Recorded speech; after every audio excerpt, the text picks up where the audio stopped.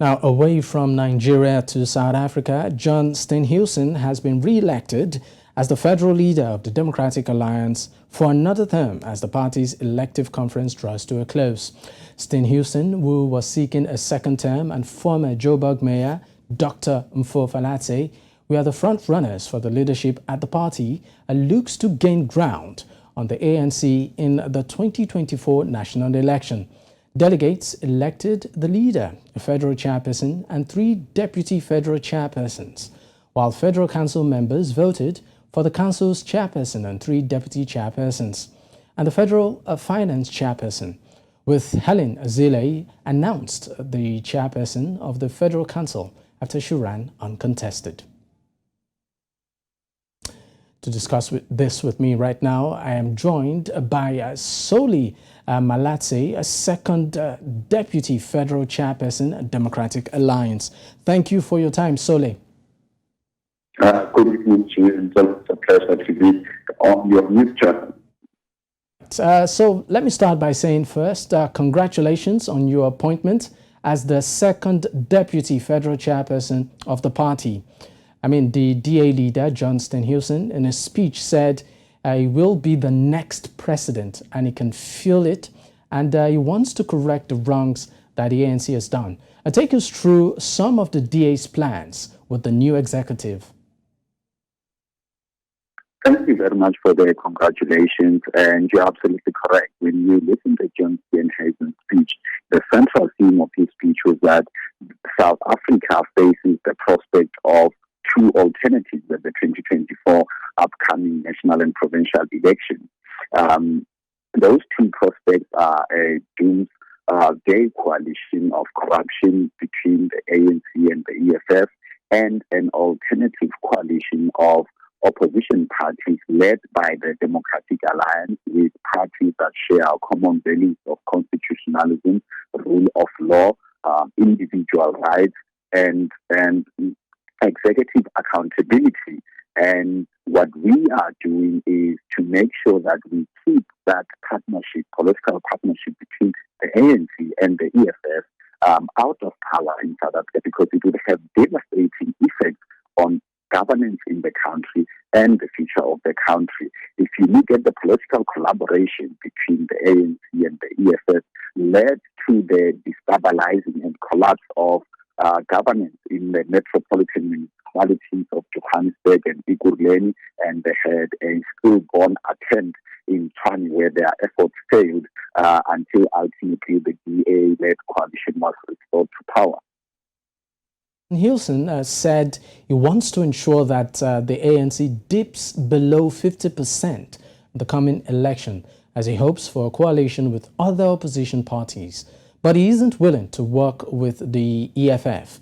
I will quote, quickly from him. He said, the DA will work with any party to keep EFF out of the union building.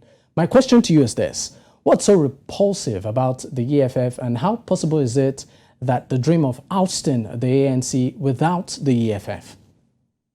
Yes, we believe that we are ideologically different to the EFF. The EFF believes in taking private property rights of citizens away from them and making the state the owner of all land. We believe in individual property rights, and we have seen the destructive efforts of the EFF in trying to collapse governance in metropolitan municipalities, hence their collaboration with the ANC. And this informs our unequivocal declaration that we will not work with the EFF, and we have never had a formal working relationship with the EFF, and we have identified the EFF as the public enemy number 1 to the prosperity and the future of South Africa. Hence, we will work with like-minded opposition parties that share our common values to make sure that the EFF does not ascend into the union building, which is the seat of governance in South Africa, through a working relationship with the ANC. Now, many critics have said the representation of the top leadership in the DA has a small number of black representation, and the just ended Congress is a testament to that. Yet, your target pool of votes are expected from the black community.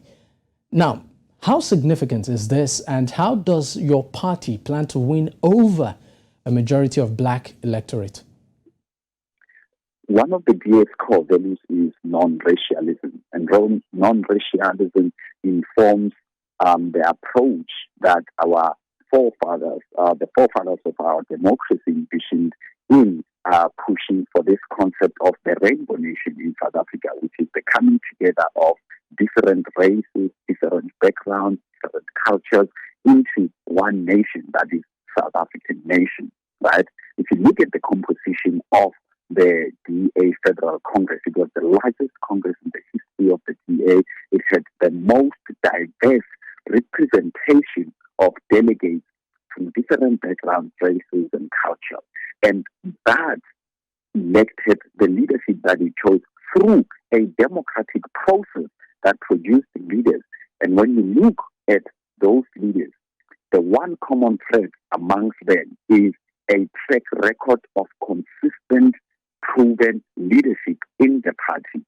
And I need to address this thing because I think it's such a very lazy and simplistic analysis of looking at leadership and abilities, because it seems to imply that you need a black leader in order to lead South Africa or in order to succeed to be in government. And if a party is somehow led by a white individual, it means that it cannot represent the issues that affect all South Africans. That is absolute nonsense. And the reason I say that is, if you look at the political parties in South Africa who are led by black male African men, those parties have never won a municipality on their own or a province on their own. They've never gotten into the double figures.